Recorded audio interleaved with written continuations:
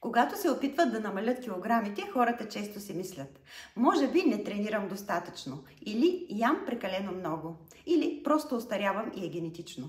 Това реално не е основната причина. Има друга по-важна. Защо хората имат затруднения да отслабват? Реално две са причините. Похапване вечер, след вечеря или хранене между основните хранения. Дали става дума за малка закуска или протеинов десерт, тези похапвания не позволяват загубата на килограми, защото повишават инсулина, а той блокира горенето на мазнини.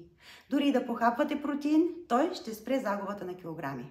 Така че основната причина е недостатъчно последователно прилагане на периодичното гладуване. Пробвайте за 3 дни, спрете напълно похапванията между отделните хранения и ще видите разлика в загубата на килограми. Следвайте страницата за още полезни видеа и съвети. Не забравяйте, че през средната възраст е нужно да промените цялостния си начин на живот и хранене, за да сте здрави и да свалите излишните килограми. Ако не знаете как да го направите, очаквам ви в хитовата програма "Откъде да започна". Линк за записване в коментарите. В програмата е включен и тест за хормонален баланс. Очаквам ви усмихнат ден да имате!